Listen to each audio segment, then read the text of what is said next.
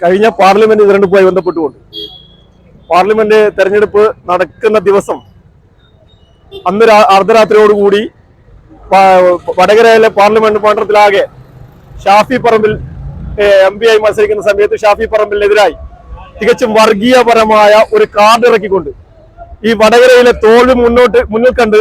തങ്ങൾക്ക് എങ്ങനെയെങ്കിലും ജയിച്ചു കയറാൻ പറ്റുമോ എന്നുള്ള അവസാന തടവും മാറ്റുന്നതിന് വേണ്ടി യാതൊരു ഉളുപ്പുമില്ലാതെ ഷാഫിക്കെതിരെ വർഗീയ കാർഡുമായി കാഫിർ എന്ന രൂപത്തിലേക്ക് കാഫിറാണ്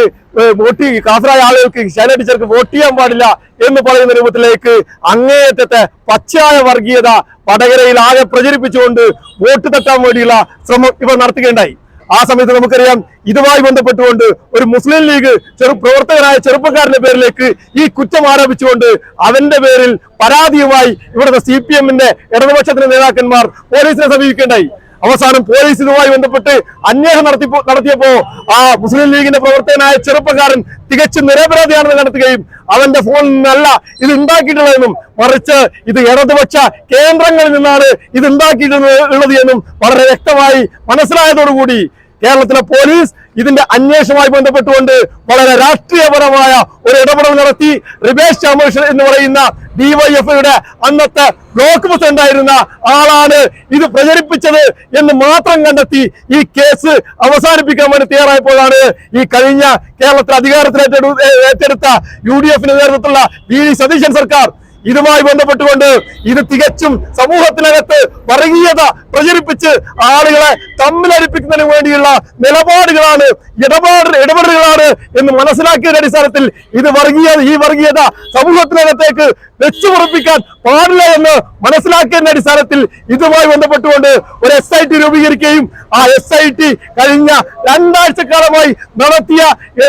അന്വേഷണത്തിന്റെ ഫലമായി ഈ കാഫിർ സ്ക്രീൻഷോട്ട് ഉണ്ടാക്കിയത് DYFIയുടെ നേതാവായ ജിതിൻ ഭാസ്കറാണെന്നും അദ്ദേഹമാണ് ഇത് വടകര സ്ക്വാഡ് എന്ന് പറയുന്ന ഗ്രൂപ്പിനകത്ത് ആദ്യമായി പ്രചരിപ്പിച്ചത് എന്നും അതിനു പുറമെ ഈ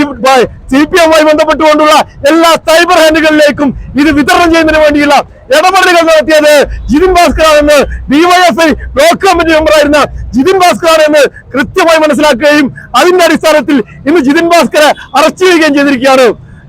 നമുക്കറിയാം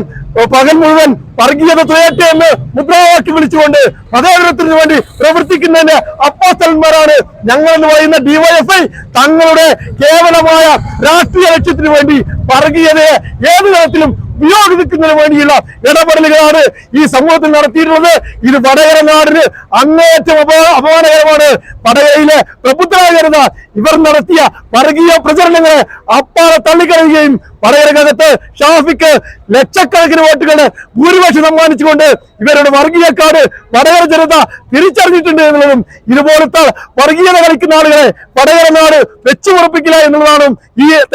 അറസ്റ്റോടുകൂടി ഇപ്പൊ നമുക്ക് മനസ്സിലായിട്ടുള്ളത്. ഇത്തരം ഒരു നിലപാടെടുത്ത ആളുകളെ സംരക്ഷിക്കുന്ന DYFI ഉൾപ്പെടെയുള്ള പ്രവർത്തകന്മാർ ഈ നാടിന് അപമാനമായെന്ന് സൂചിപ്പിക്കുന്നതിന് വേണ്ടിയാണ് ഈ പ്രതിഷേധവുമായി ഞങ്ങൾ രംഗത്ത് വന്നിട്ടുള്ളത്.